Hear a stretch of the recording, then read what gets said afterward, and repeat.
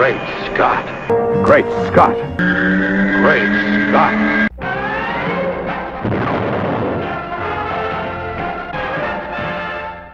Hello everyone, and welcome to another fabulous episode of Great Scott. I'm Scotty V. Thanks for watching. We got a lot of things happening. It's Halloween week. As I film this, it's actually Halloween. I'm dressed as Scotty V from that famous YouTube channel, Great Scott. It's actually under Scotty V. Or the best thing to do is go to the Superman homepage because that has the most updated episodes. My crack team of me doesn't have all of the staff needed to get these things up online right away, but you'll see this every week at the Superman homepage, so check that out. But that's who I'm dressed as, so I hope I'm doing a decent job. We had announcements that AT&T was going to be having a poster giveaway if you came in a certain day of Halloween week, ending with today and Batman.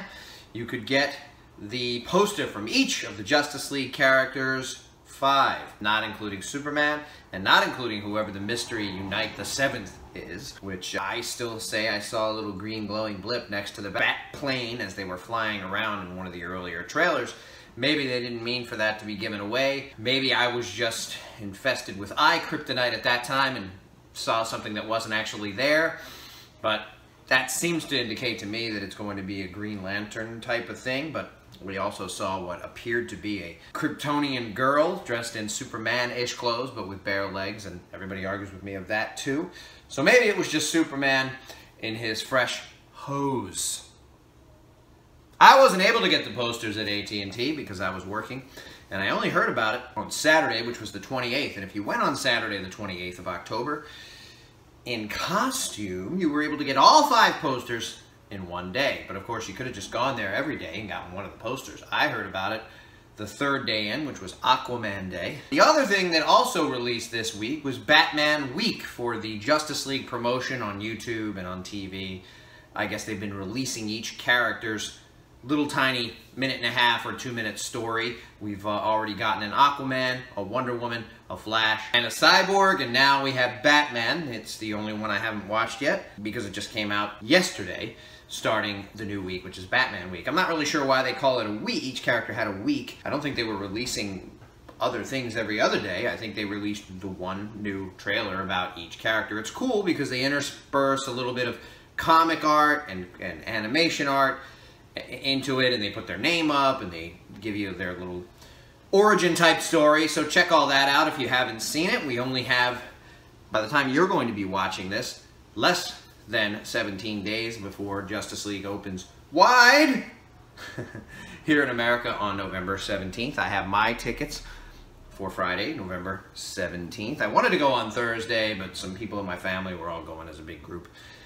Couldn't go that day, so we're going on Friday, which is the actual opening day anyway, and the day before would have been an early preview, which I do like to do. But I got IMAX tickets, and what's cool about this IMAX version is it's called the 2D experience. I don't really love going to IMAX when it's a 3D conversion, and I don't like seeing 3D my first viewing of a film. I think it's kind of a distraction. It can be cool at times, and if you're Avatar or something where special cameras were invented and the whole movie's made in a 3D virtual type world and it's made to be viewed that way, it's great.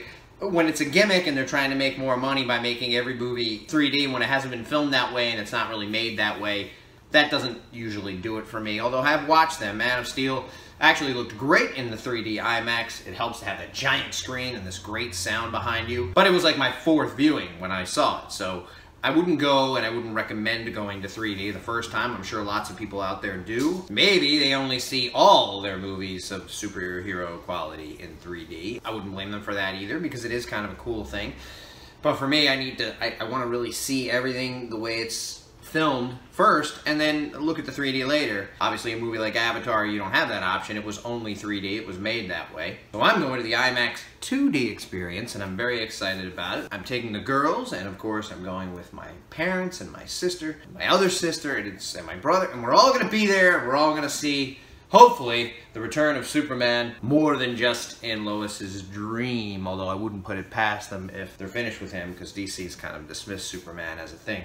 The other thing I heard about yesterday was that the running times for Justice League in European countries, I guess England, might have been the one I heard, is still showing at 2 hours and 30 minutes or 2 hours and 50 minutes, depending on which country. So it was more than one country, and obviously not here because we've gotten our runtime. I talked about it last week, and that is barely over the runtime of an episode of one of those DC Nation shorts from a few years ago. 2 hours and 1 minute, which is barely enough to even introduce Aquaman and then tell us about his origin, let alone show Batman traversing the world and finding all 5 of these heroes to work with him. And then in the later third of the movie, which we've been promised from a couple of people, to see Superman's return. So they're really cramming a lot in. If it works, if it's great, if people love it, you'll hear all about Joss Whedon in the next morning. If it's bad, or if people don't like it, or if it gets complained about, you'll hear all about Hack Snyder and how he ruined our lives. Even though he's created all these characters for the screen this time around. This is his version, including Wonder Woman. Even if they're changing up her origin a little bit because the 100 years doesn't work out based on the way they ended the Wonder Woman movie, which he also wrote, along with 2 other people. But he's top billing writer on the Wonder Woman movie, created this version of her character, and they may change it up a little bit, but he cast Gal Gadot, wrote the story, and he wrote the story of all the other movies too, except for Suicide Squad, which nobody wants to remember anyway. Thanks, everybody, for watching.